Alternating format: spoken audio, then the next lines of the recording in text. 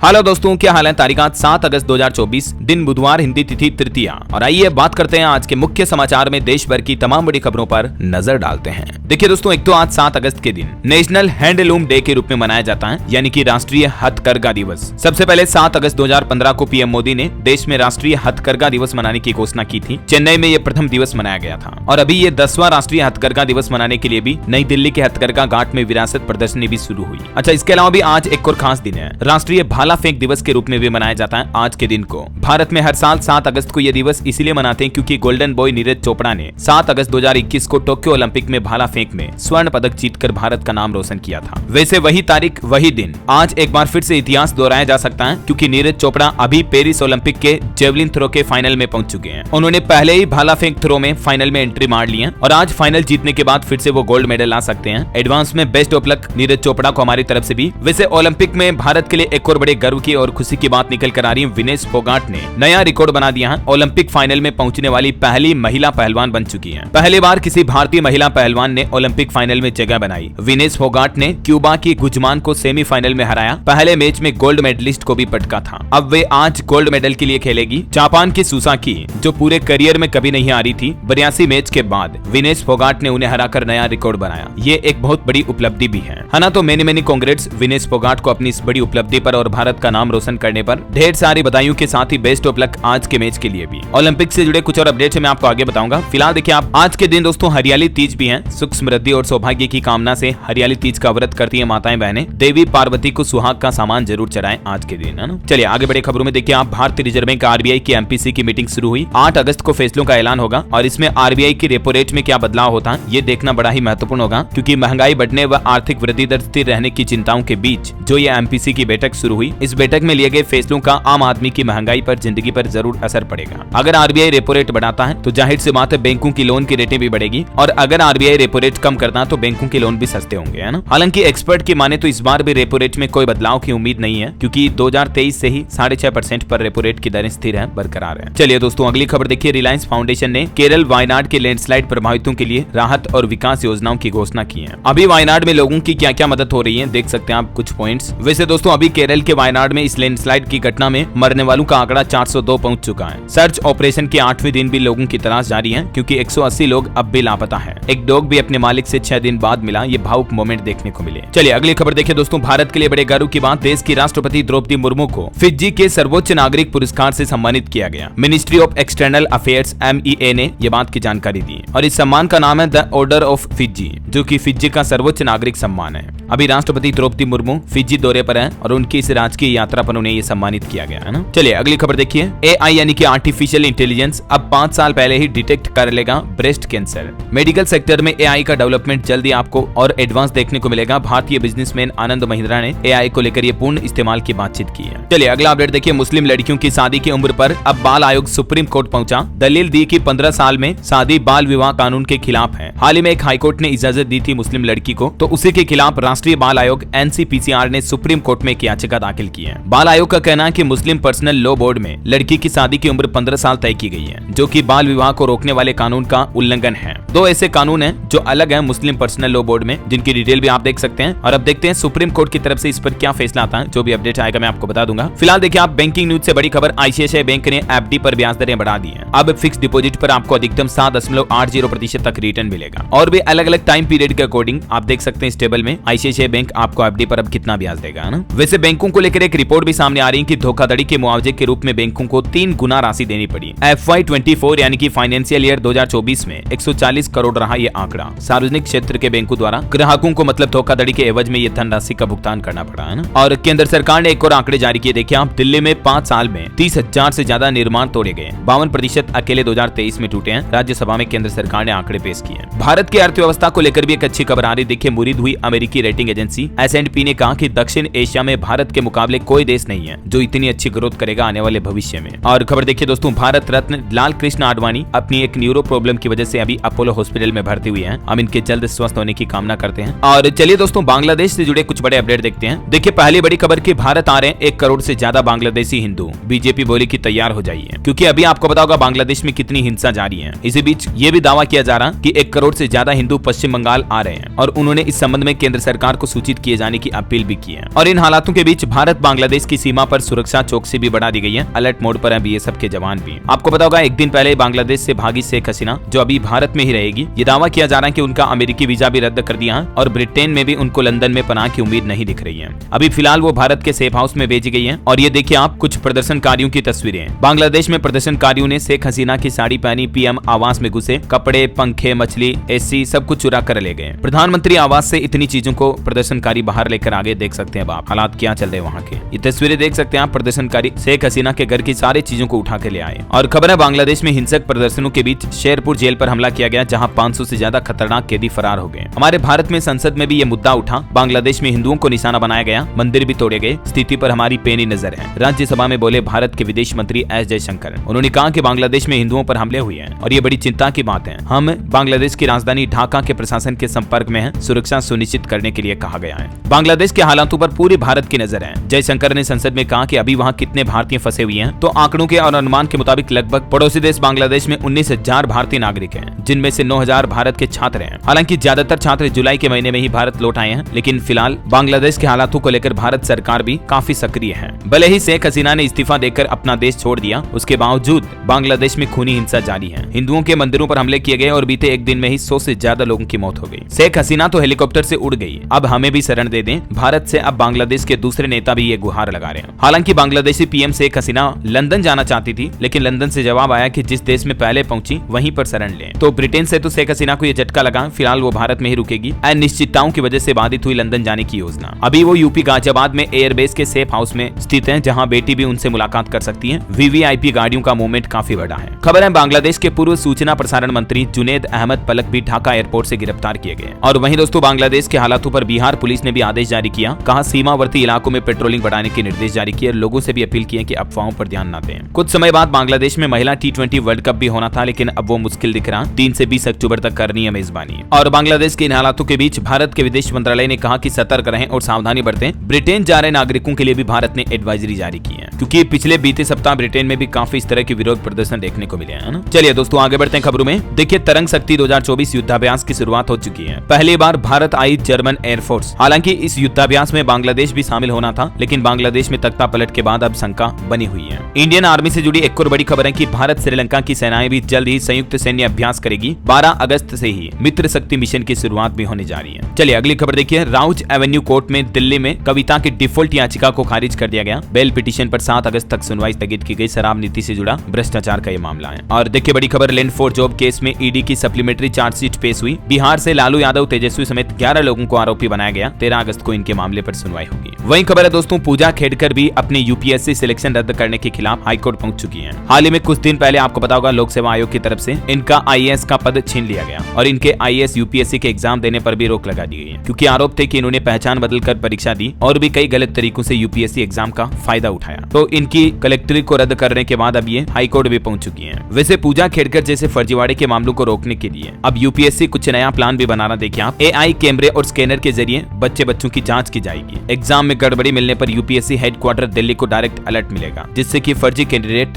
Gate पर ही पकड़े जाएंगे। दरअसल यूपीएससी अब एग्जाम लेने के तरीके में ये बड़ा बदलाव करने की तैयारी में है। हर कैंडिडेट पर अब टेक्नोलॉजी के जरिए नजर रखी जाएगी, जिसमें फिंगरप्रिंट से लेकर फेशियल रिकॉग्निशन सिस्टम और एआई यानी आर्टिफिशियल इंटेलिजेंस आधारित सीसीटीवी सर्विलांस कैमरे से भी मॉनिटरिंग होगी। और भी इस सिस्टम में क्या क्या बदलाव लागू होंगे, मैंने कल ही आपको डीएलएस न्यूज पर एक सेपरेट वीडियो में बताया था कि पूजा मामले के बाद यूपीएससी एग्जाम में ये 10 नए नियम लागू होंगे। ठीक है ना। तो अगर आप एक स्टूडेंट हैं, चाहे आप यूपीएससी का एग्जाम दे रहे हो या नहीं दे रहे हो, फिर भी मैं आपको रिकमेंडेड करना चाहूंगा आप इस वीडियो को जरूर देखिएगा, ताकि आपको पता चलेगा कि यूपीएससी का एग्जाम अब कितनी टाइट सिक्योरिटी के बीच होगा, है ना। चलिए महंगाई पर बड़ी खबर आ रही कि फिर महंगी हुई वेज और नॉन वेज थाली। मसाले, तेल और रसोई गैस की कीमतों में बढ़ोतरी होने की वजह दिखी है। रिपोर्ट्स की माने तो वेज थाली लगभग 11% बढ़ी है, कीमतों में बढ़ोतरी हुई मतलब, जबकि नॉन वेज थाली की कीमतों में लगभग 6% तक की बढ़ोतरी देखी गई है। चलिए ऑटो इंडस्ट्री से खबर देखिए। एमजी ने लॉन्च किया ई हब प्लेटफॉर्म। अब इलेक्ट्रिक व्हीकल को चार्ज करने के लिए डाउनलोड नहीं करने होंगे अलग अलग मोबाइल ऐप। वहीं दोस्तों फॉक्सवैगन ने भी टाइगून और वर्टस का ओनम एडिशन लॉन्च किया। 5 स्टार सेफ्टी रेटिंग वाली दोनों कारों में 40 से ज्यादा सेफ्टी फीचर्स मिलेंगे। कीमत 13.5 लाख से शुरू। मोबाइल फोन लॉन्चिंग पर भी खबर है। Vivo V40 और V40 Pro स्मार्टफोन आज लॉन्च होंगे। इनमें आपको 50 megapixel camera, 80 volt charging support और 5000 mAh बैटरी मिलेगी। अनुमानित कीमत 25 से 28,000 हो सकती है। चलिए अगला अपडेट देखिए दोस्तों। केंद्र सरकार ने जारी की 2025 के लिए हज नीति यानी हज पॉलिसी जारी की है। भारतीय हज समिति का कोटा बीते साल से घटकर 70% हुआ है। भारत की हज यात्रा की नीतियों में सरकार ने कुछ बड़े बदलाव भी किए हैं। अब सरकार के पास नहीं होगा 80% कोटा, बल्कि नए नियम के मुताबिक अब कुल हज कोटे का 70% कोटा ही भारतीय हज कमेटी के पास होगा। इसके अलावा बाकी बचा 30% हिस्सा निजी टूर ऑपरेटर्स को दिया जाएगा। मतलब 30% जो प्राइवेट टूर ऑपरेटर्स हैं वो हज यात्रियों को ले जा पाएंगे, बाकी 70% भारत सरकार खुद हज यात्रा करवाएगी, ऐसा है ना। और कुछ उम्र सीमा वगैरह में भी बदलाव किए गए हैं, जिसकी डिटेल आप देख सकते हैं स्क्रीन पर। चलिए अगला अपडेट देखिए। लीबिया की यात्रा करने वाले भारतीय नागरिकों पर भी प्रतिबंध लगाया गया। गैर जरूरी यात्रा करने से बचने की सलाह भी दी है। विदेश मंत्रालय ने यह प्रतिबंध लगाया। और खबर है दोस्तों, 10 विदेशी एयरलाइन कंपनियों को 10,000 करोड़ रुपए का जीएसटी नोटिस भेजा DGCI ने। IATA बोला कि भारत के अलावा विश्व में ऐसा कहीं नहीं है। वहीं देखिए इसरो की ये प्लानिंग है, इस बार स्वतंत्रता दिवस यानी 15 अगस्त को पृथ्वी अवलोकन उपग्रह 8 को प्रक्षेपित कर सकता है इसरो। प्लानिंग पूरी चल रही है। श्रीहरिकोटा केंद्र से होगा इसका प्रक्षेपण। अगर सब कुछ सही रहा तो 15 अगस्त को इसकी लॉन्चिंग हो जाएगी, है ना। चलिए बड़ी खबर देखिए। 1 करोड़ से ज्यादा केंद्रीय कर्मियों और पेंशनरों को तगड़ा झटका लगा है। सरकार नहीं देगी 18 महीने के डीए का एरियर। दरअसल वित्त राज्य मंत्री पंकज चौधरी ने कहा कि कोरोना काल में अर्थव्यवस्था की स्थिति ठीक नहीं होने के कारण डीए और डीआर रोका गया था। तब सरकार पर वित्तीय दबाव था, लेकिन मौजूदा समय में उक्त भत्तों का एरियर देना संभव नहीं है। तो केंद्र सरकार ने कुल मिलाकर सरकारी कर्मचारियों को बीते 18 महीने की डीए एरियर देने से साफ साफ इनकार कर दिया। संसद भवन में इस बात की जानकारी दी, डिटेल आप देख सकते हैं। और है ना, बहरहाल अभी तो कुछ और महत्वपूर्ण और काम की खबरें देखेंगे दोस्तों। कुछ और सरकार के बड़े फैसले, नई योजनाओं के बारे में आपको बताऊंगा, लेकिन उससे पहले आज के मौसम समाचार पर नजर डाल लेते हैं। और एक छोटी सी रिक्वेस्ट आपसे ये है कि अगर आप DLS न्यूज चैनल पर पहली बार आए हैं और आपने अभी तक भी चैनल को सब्सक्राइब नहीं कर रखा ना,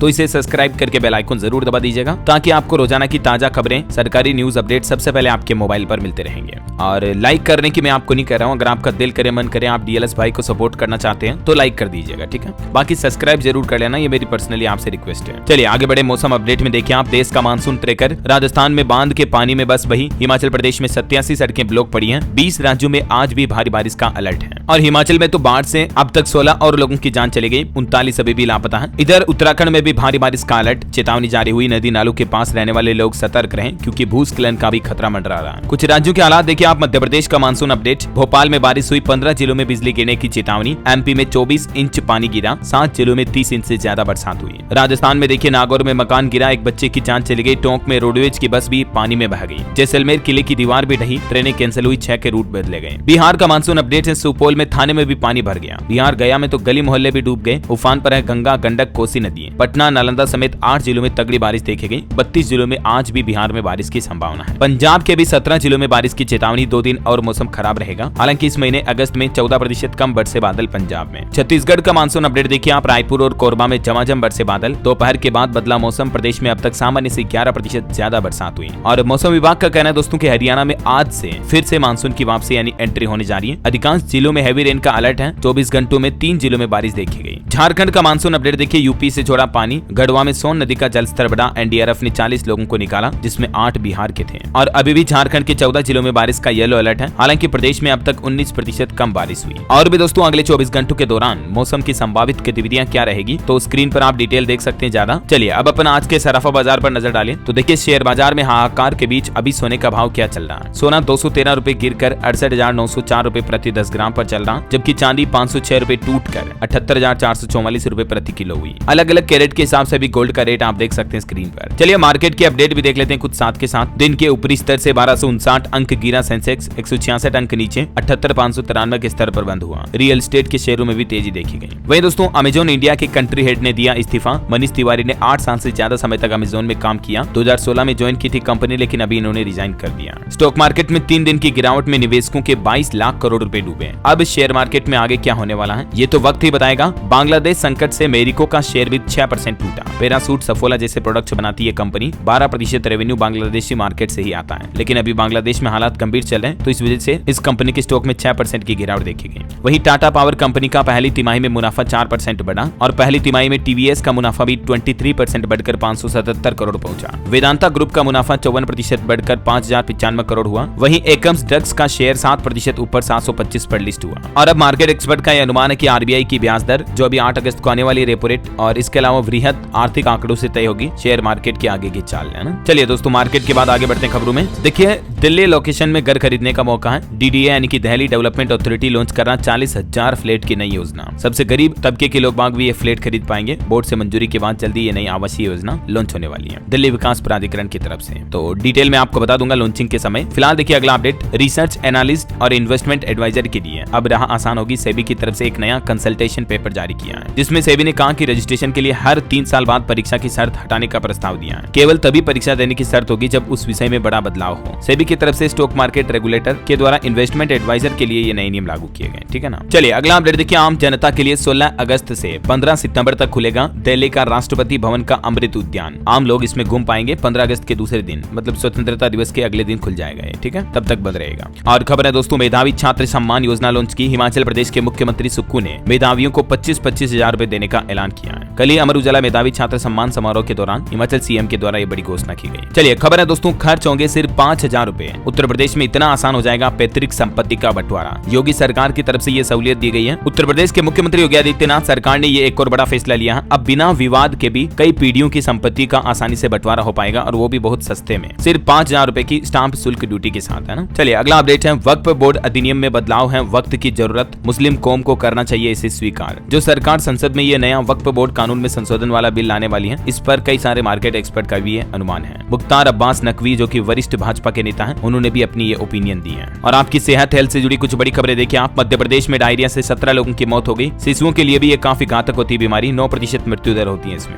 एमपी के इंदौर में देखिए 48 घंटों में डेंगू के भी 18 मरीज सामने आए। एक स्वाइन फ्लू पॉजिटिव महिला भी एडमिट हुई, सभी की हालत हालांकि ठीक है। और इधर देखिए आप, झारखंड के भी चाईबासा में मलेरिया का कहर देखा जा रहा। मॉडल स्कूल की 41 छात्राएं मलेरिया से बीमार हुई, 8 पॉजिटिव पाई गई। तो अभी इस बारिश के मौसम में दोस्तों डेंगू मलेरिया ही नहीं बल्कि मानसून में और भी कई गंभीर बीमारियों का खतरा बढ़ जाता है। तो स्वास्थ्य विभाग ने चेतावनी जारी की, आप भी स्वस्थ रहें, हेल्दी रहें, अलर्ट रहें, है ना। इस मौसम में होने वाली 5 आम बीमारियां कोल्ड एवं फ्लू, फंगल इन्फेक्शन, पेट से जुड़ी बीमारियां, मलेरिया और डेंगू। और साथ ही स्वास्थ्य विभाग की तरफ से कुछ टिप्स भी जारी किए गए हैं मानसून में सेहतमंद रहने के लिए। आप इन टिप्स को जरूर फॉलो करें। साफ सफाई का पूरा ध्यान रखें, संतुलित आहार लें, एक्टिव रहें, वैक्सीनेशन जरूर करवाएं, है ना। चलिए अगला अपडेट आ रहा, आईसीएमआर की रिपोर्ट देखिए। दक्षिण भारत में मोटापा, मुख्य स्तन व गर्भाशय ग्रीवा का कैंसर होने के खतरे ज्यादा होते हैं, जबकि उत्तर भारत में मधुमेह और स्ट्रोक जैसी बीमारियां ज्यादा हैं। मतलब भारत की दिशाओं के अलग अलग राज्यों के हिसाब से भी बीमारियां बटी हुई हैं। हालिया ताजा रिपोर्ट में ये चौंकाने वाला खुलासा सामने आया है, देखिए जरा। और एक अपडेट आ रहा, म्यूजिकल इंस्ट्रूमेंट बजाने से दिमाग तेज होता है। साइंस के मुताबिक म्यूजिक से फोकस बढ़ता है आपका, क्रिएटिविटी और बेहतर होती है, मेंटल हेल्थ भी अच्छी रहती है ना। और ओलंपिक पर लेटेस्ट अपडेट ये दोस्तों की भारत की हॉकी टीम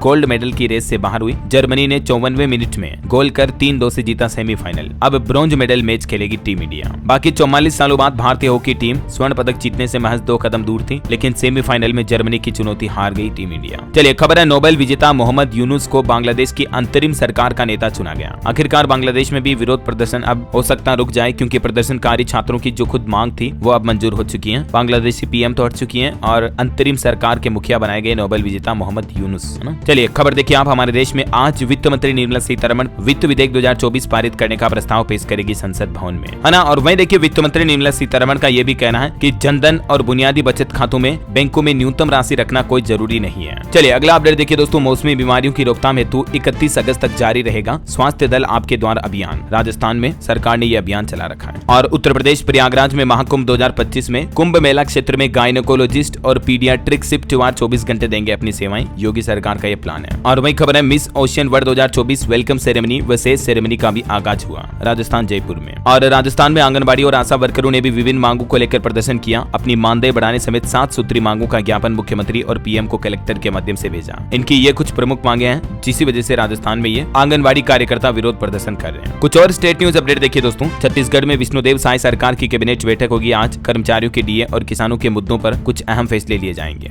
चलिए खबर है, भाजपा की हार के बाद उत्तर प्रदेश के मुख्यमंत्री योगी आदित्यनाथ पहली बार अयोध्या पहुंचे। हनुमानगढ़ी में आरती की, रामलला के दर्शन किए और श्री राम हेरिटेज पथ का लोकार्पण भी किया। इधर यूपी में डिप्टी सीएम का कहना है कि पूरे देश में सेवा देगी यूपी की नस्लें। लखनऊ में इंडिया रूरल कोलवेक्विक का आयोजन होने जा रहा। 11 जनपदों में पीपीआईए फेलोशिप का शुभारंभ भी हुआ। वहीं यूपी लखनऊ से रक्षाबंधन पर विशेष ट्रेन भी चलेगी। रेलवे की तरफ से शेड्यूल जारी किया गया। टिकट से पहले आप ये डिटेल जरूर चेक कर लें। और वहीं देखिए दोस्तों, लखनऊ समेत फर्जी हाई सिक्योरिटी रजिस्ट्रेशन प्लेट की पूरे उत्तर प्रदेश में जांच होगी। आयुक्त बोले कि परिवहन विभाग पूरे प्रदेश में चलाएगा जल्दी ये अभियान। बिहार के खिलाड़ियों के लिए अच्छी खबर है, नीतीश सरकार अब खेल छात्रवृत्ति भी देगी। आवेदन करने का आज आखिरी दिन है। रजिस्ट्रेशन की प्रक्रिया भी पूरी हुई। इस पोर्टल के जरिए इच्छुक स्टूडेंट आवेदन कर सकते हैं। चलिए खबर है दोस्तों, झारखंड में हेमंत सोरेन ने मुख्यमंत्री मैया योजना पोर्टल की खामियां दूर करने का निर्देश दिया। कैंप की अवधि भी बढ़ाई। और वहीं देखिए, झारखंड में डाल्टनगंज रेलवे स्टेशन का नाम बदला गया। अब इसे मोदिनी नगर के नाम से जाना जाएगा। मुख्यमंत्री हेमंत सोरेन ने सैद्धांतिक सहमति भी दी। चलिए बड़ी अच्छी खबर देखिए, टीचर बनने वालों के लिए बहुत ही बड़ी खुशखबरी है। इस राज्य में अब आजीवन मान्य रहेगा टेट का एग्जाम। दरअसल हरियाणा सरकार की तरफ से यह फैसला लिया गया दोस्तों। हरियाणा में टेट अब लाइफ टाइम वैलिड रहेगी। टीचर बनने की लाइन में लगे युवाओं को हरियाणा सरकार ने यह बड़ा तोहफा दिया। मतलब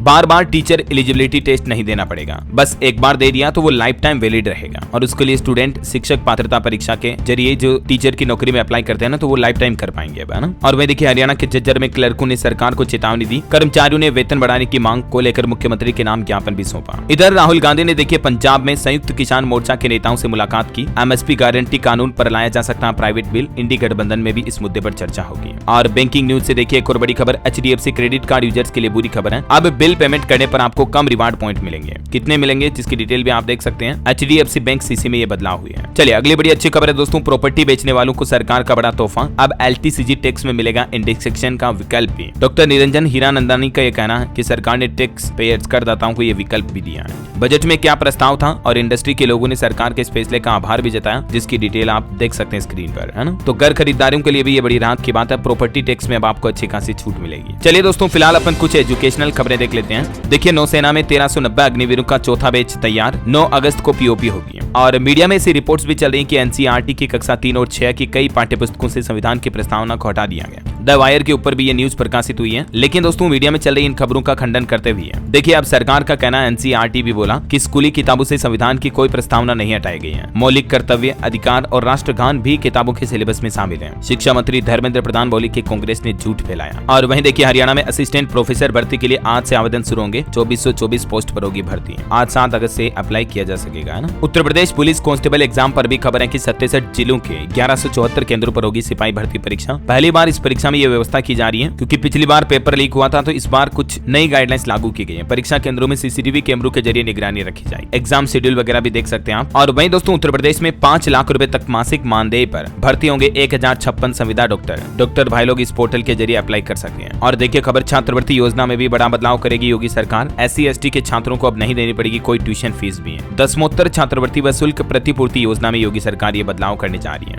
वैसे यूपी में स्कूल हॉलिडे पर भी खबर है कि 10, 12 और 17 अगस्त को बंद रहेंगे 8वीं तक के सभी स्कूल। मुरादाबाद DM की तरफ से यह आदेश जारी किया गया। कांवड़ यात्रा के चलते ये स्कूलों में 3 दिन छुट्टियां रहेगी, ठीक है ना। और एक अच्छी खबर है, योगी सरकार का प्लान देखिए, आप पढ़ाई के लिए आपको घर नहीं छोड़ना पड़ेगा क्योंकि यूपी के हर जिले में विश्वविद्यालय यानी कि यूनिवर्सिटी खोली जाएगी। ये CM योगी का प्लान है। वही दोस्तों मध्य प्रदेश बोर्ड के 10वीं और 12वीं का टाइम टेबल भी घोषित हो चुका है। हाई स्कूल की परीक्षा 27 फरवरी को होगी और हाई सेकेंडरी की परीक्षाएं 25 फरवरी से होगी। चलिए कुछ सरकारी नौकरी को लेकर अपडेट देखते हैं दोस्तों। रेलवे में 1376 पदों पर भर्ती का नोटिफिकेशन जारी हुआ। 17 अगस्त से आवेदन शुरू होंगे। लास्ट डेट 16 सितंबर 2024। राजस्थान में भी 1057 पदों पर भर्ती का नोटिफिकेशन जारी हुआ। 14 अगस्त से आवेदन शुरू होंगे। लास्ट डेट 10 सितंबर 2024। वैसे राजस्थान में RSMSSB ने राजस्थान समान पात्रता परीक्षा के लिए विस्तृत अधिसूचना भी जारी की है। इसमें भी 9 अगस्त से आवेदन शुरू होंगे और इसके बारे में डिटेल जानकारी आप और ऑफिशियल पोर्टल पर जाकर चेक कर लीजिएगा, ठीक है ना। और हरियाणा में भी 2424 पदों पर भर्ती निकली है, जिसमें आज 7 अगस्त से आवेदन शुरू होने जा रहे हैं। इसकी लास्ट डेट 27 अगस्त 2024 रहेगी। ओके, और चलिए दोस्तों एजुकेशन के बाद कुछ और अपडेट देख लेते हैं। देखिए बिहार के उद्यमियों को अब सरकारी ठेकों में मिलेगी विशेष छूट। मुख्यमंत्री नीतीश कुमार की कैबिनेट बैठक में लिए गए ये बड़े फैसले। और वहीं देखिए मध्य प्रदेश में अब पटवारी के भरोसे नहीं रहेंगे किसान।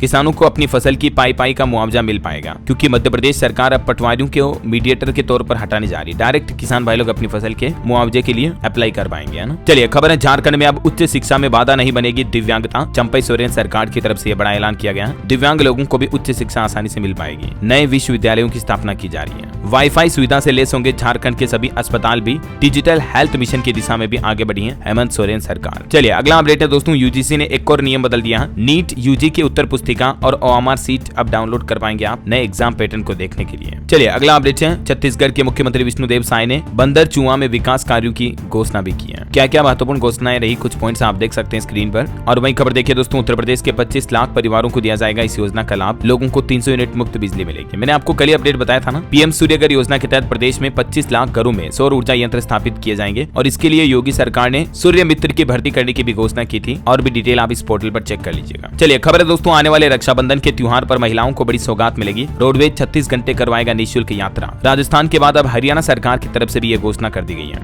इसके अलावा त्योहार के मौके पर कर्मचारियों की छुट्टियां भी रद्द की जाएगी, है ना। चलिए अगला अपडेट देखिए। उत्तराखंड के मुख्यमंत्री पुष्कर सिंह धामी का बड़ा ऐलान, केदारनाथ के लिए आज से फिर शुरू होगी हेलीकॉप्टर सेवा, तीर्थ यात्रियों को मिलेगी 25% छूट। वहीं भारतीय रेलवे ने अपने नाम दर्ज किया एक और कीर्तिमान, अब नए पंबन रेलवे पुल पर भी सफल हुआ ट्रायल। रामेश्वरम में ये पुल बनाया गया, इन रेलवे का तस्वीरें आप देख सकते हैं। ओके, और अंत में दोस्तों आज के राशिफल पर नजर डालते हैं। देखिए धनु राशि वालों की प्रॉपर्टी की समस्या सुलझेगी। मिथुन और तुला राशि वालों को रुका पैसा मिलने की भी संभावना है। मिथुन राशि के लोग अपनी क्षमता के अनुसार काम स्वीकार करें और धनु राशि के लोग आलस करने से बचें तो लाभ होगा, है ना। और आप मुझे कमेंट करके बताइए कि इस बार के पेरिस ओलंपिक में भारत से सर्वप्रथम मेडल जीतने वाली खिलाड़ी का नाम क्या है। कमेंट करके लिखना। आपको सही जवाब देने वाले लोगों को रैंडमली सेलेक्ट होने पर DLS न्यूज टीम की तरफ से एक शानदार सरप्राइज गिफ्ट जीतने का मौका मिलेगा। और इसी के साथ ही अगर आपको वीडियो अच्छा लगा तो इसे लाइक करना, शेयर भी करना। DLS न्यूज चैनल को सब्सक्राइब करके बेल आइकन जरूर दबा देना, रोजाना ऐसे इन्फॉर्मेटिव काम की खबरें देखते रहने के लिए। जय हिंद, जय भारत, वंदे मातरम।